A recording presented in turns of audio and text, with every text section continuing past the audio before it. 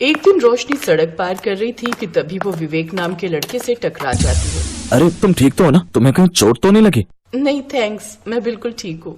वैसे आप तो बहुत सुंदर हो। क्या आप सच कह रहे? वैसे आज तक किसी ने मेरी इतनी तारीफ नहीं की। हमारी नजरों से देखिए, आप सचमुच कितने सुंदर हैं। इसी तरह दोनों की दोस्ती हो गई। विवेक बड़ा ही मनचला लड़का था। उसने रोशनी को जल्दी से अपनी बातों में फंसा लिया। उन दोनों का ऑफिस आसपास ही था और अब दोनों रोज छुट्टी के वक्त मिलने लगे और धीरे धीरे अब दोनों में प्यार हो गया। रोशनी, अगर तुमने मुझसे शादी नहीं की ना तो मैं कुछ कर लूंगा। मैं अब तुम्हारे बिना नहीं रह पाऊंगा। क्या तुम सच में मुझसे इतना प्यार करते हो? हाँ डार्लिंग, लेकिन एक प्रॉब्लम है। कैसी प्रॉब्लम? तुम अमीर घर से हो और मैं गरीब परिवार से हूँ, तो न जाने तुम्हारे घर वाले मानेंगे या नहीं।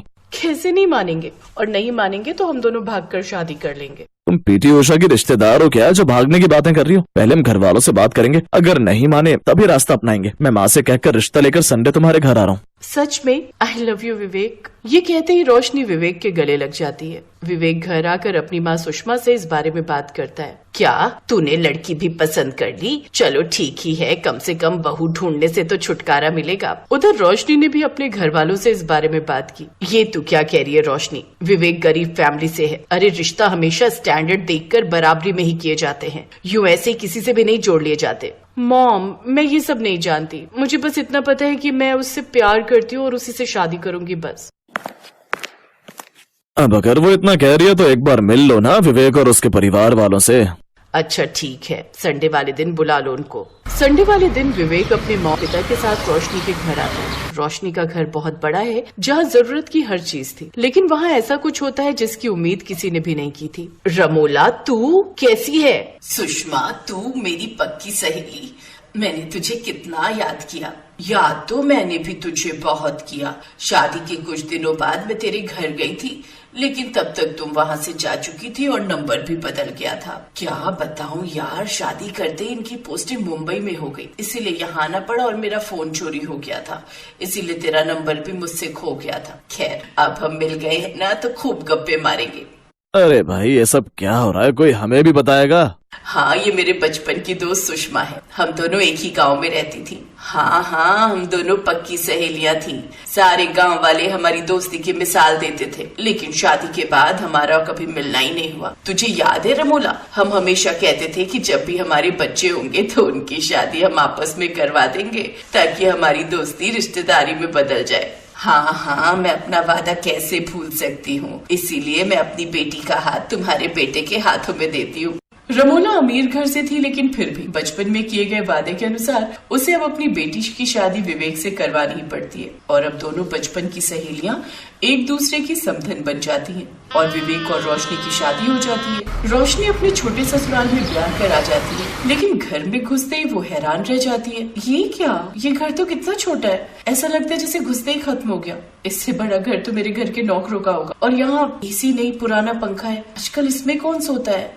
पहले ही दिन से रोशनी का हर छोटी बड़ी चीज को लेकर कंपैरिजन शुरू हो जाता है। विवेक, ये बिस्तर कितना पुराना है। आजकल तो कितने मॉडर्न डबल बेड के डिजाइन आए हैं। रोशनी, ये हमारे घर का पहला बेड है जो पापा लेकर आए थे और इससे हमारी यादें जुड़ी हुई हैं। अरे तो यादों के चक्कर में हम पुराना कबाड़ घर में पड़ा रहने देंगे क्या? ओफो, तुम भी क्या लेकर बैठ गई? आज हमारी सुहागरात है, टाइम खराब ना करो। दोनों लाइट बंद कर देते हैं। ऐसे ही सुबह भी हो जाती है। रोशनी अपनी पहली रसोई के लिए रसोई में जाती है। ये क्या, रसोई घर में गैस की जगह ये चूल्हा क्या कर रहा है? ऊपर से ये रसोई कितनी ओल्ड फैशन भी है। बहू, अगर हम चूल्हे का इस्तेमाल करेंगे ना तो गैस की खपत होने से बच जाएगी। जानती है पूरे 1000 रुपए का है सिलेंडर। अब इतना महंगा सिलेंडर ले लिया तो बाकी का खर्चा कैसे चलेगा? अब तू तो जानती है मेरे बेटे की इतनी कमाई नहीं है। अब इस चूल्हे को कौन फूकेगा? माँ जी, आपको ये मुंबई शहर में लकड़ियाँ कहाँ से मिल जाती हैं? यहाँ से कुछ किलोमीटर दूरी पर एक छोटा सा जंगल है, वहीं से ले आती हूँ। अब ऐसा कर, तू जल्दी से हलवा बना ले। ठीक है, लेकिन ये चूल्हा आप ही जला कर दो। मैंने जलाया नहीं है कभी ये चूल्हा। अच्छा ठीक है।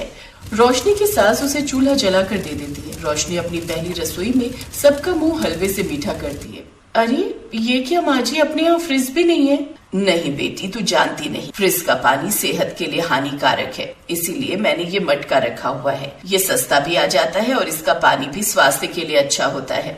तो मतलब अब मटके का पानी पीना पड़ेगा? रोशनी को ये भी बड़ा अजीब लगता है, लेकिन अब वो मटके का पानी पीकर गुजारा कर लेती। कुछ दिन बाद रोशनी की कॉलेज की सहेली उसके घर आती है। तेरा ससुराल कुछ ज्यादा ही छोटा नहीं है रोशनी?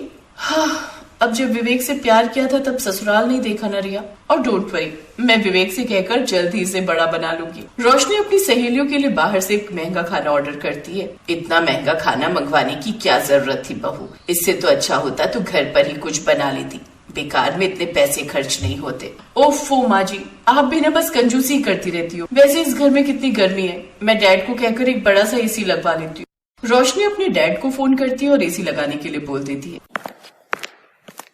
एसी की ठंडी ठंडी हवा से उसका पूरा कमरा ठंडा रहता है। वाह बहू, तेरा कमरा तो क्या कमाल का ठंडा हो गया। लेकिन सुन, इस एसी को जरा कम चलाना। वो क्या है ना, बिजली का बिल ज्यादा आएगा तो उसे कौन भरेगा? विवेक की कमाई से घर के और खर्चे भी तो पूरे करने हैं। अरे कैसे खर्च माँ जी? हमारा घर क्या शीश महल है जो इसमें महंगा सामान है? अब बहू जो भी है यही है, गरीबों के यहाँ ऐसे ही गुजारा करना पड़ता है। ऐसे ही एक रोज। और ये ले, मंगल बाजार से सब्जी लाई हूँ। जितनी रात को जाओ उतनी सस्ती मिलती है। मैं तो 10-10 रुपए किलो सब्जी उठा कर लाई हूँ। चल अब तैयारी कर ले पकाने की। जितनी बचत करेगी ना उतनी ही बुरे वक्त में हमारे काम आई। माँ, तुम क्यों इस बेचारे के पीछे पड़ी रहती हो? विवेक बहू का बड़ा मायका है, इसका मतलब ये नहीं कि ये मुझे दिन रात एहसास दिलवाएगी कि हम कितने गरीब हैं। रोशनी मुंह बनाते हुए खाना बनाने चली जाती है। ऐसे ही समय बीतता है, लेकिन इन 6 महीनों में बहुत कुछ बदल जाता है। और 6 महीने बाद अब समय के साथ रोशनी को उन सब चीजों की आदत पड़ जाती है। 6 महीने बाद, बिल्कुल नहीं, मुझे तो यही सस्ते वाले टमाटर चाहिए और मैं 10 रुपए से ज्यादा 1 रुपया नहीं दूंगी। बहू ये तो क्या कर रही है? अब तो विवेक की कमाई अच्छी हो गई है, उसकी बढ़िया नौकरी लग गई है। अब तो कम से कम महंगे वाले टमाटर खरीद ले। क्यों माँ जी? चाहे टमाटर महंगा हो या सस्ता, काम तो इसने भी वही करना है, सब्जी में डलना है ना। तो जब सस्ते में काम हो रहा है तो ज्यादा पैसे क्यों दूं? ये सुनकर सास सुषमा अपना माथा पीट लेती है, क्योंकि अब समय का पहिया उल्टा घूम चुका था। दोनों सास बहू में बदलाव आ चुका था। जहाँ बहू सास की भाषा बोलने लगी थी, वहीं अब सास बहू की